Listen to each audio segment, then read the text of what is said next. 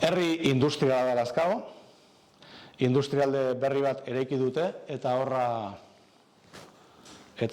ze enpresa etortzen diren garrantzia izango du herriaren garapenean. Ona nola ikusten duten lazkaotarrek herri industrialtzat dauka gehiengoak, asko dira zerbitzu herritzat daukatenak ere, jarraian lotarako herri gisa ikusten dute eta gutxienek nekazaritza herri gisa. Lazkaon bizigarenok ze sektore ekonomikotan dugun ogibidea isla dezake grafiko honek. Kanpandegin ze enpresa mota nahi luketen ezartzea ere galdetu diogu herritarrei.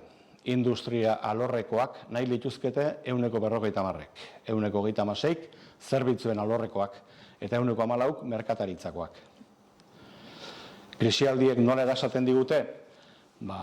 Herrian ez ezik, eskualdean ere industriagune garrantzitsuak ditugu. Horri esker, krisi garaiek gutxiago eragiten digute.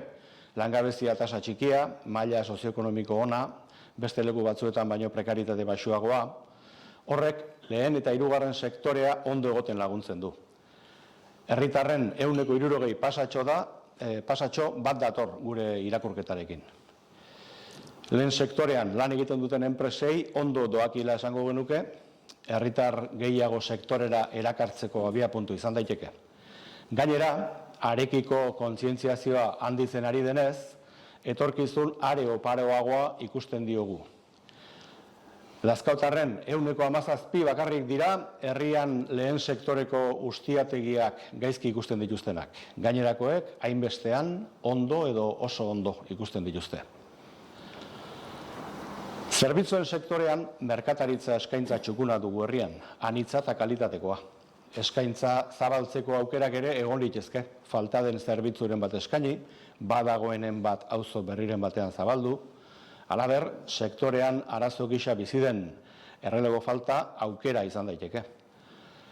Ildo horretatik, Lazkaotarrei galdetu diegu, lan bila ibiliko balira, merkataritzan lan egitea aukeratuko ote luketen. Ona erantzunak. 156 erantzun dute nolabait baiezkoa. Ziurtasun maila desberdinetan bada ere. Behar bada, zergatik ez eta zalantzarik gabe. Hala ere, atentzio ematen du lan bila ibili arren merkataritzan lan egiteari uko egingo liokeen herritar kopuruak. 154. EH Bildukook biziola herrian elikadura burujabetzarantz urratsak egiten lagundi ezagukeen proiektu gisa ikusten dugu. Zenbait kezka eta erronka ere aurkezten dizkigu. Hala nola, herriko merkataritza txikiarekin egitasmoa uztartzea. Eta Lazkaotarrek ezagutzen aldute biziola, 105 dio oso ondo ezagutzen duela. 160 ondo ezagutzen duela. Eta gainerako 135 ez duela ezagutzen aitortzen du. Azkenik, herrian oraingoz protagonismo eskasa duen azpisektore bati buruzko galdera bat egin dugu. Ze iritzi duzu herrian turismoa erakartzeko ekintzak proposatzeaz. Erdia pasatxok ondo edo oso ondo iritziko lioke. Beste 129 zer esan ez dakiela geratu da. Eta gainerako 119 gaizki edo oso gaizki ikusiko luke. Sozioekonomiaren ikuspegiko azterketa amaitzeko, atzeman ditugun hainbat mehatxu aipatu nahi ditugu.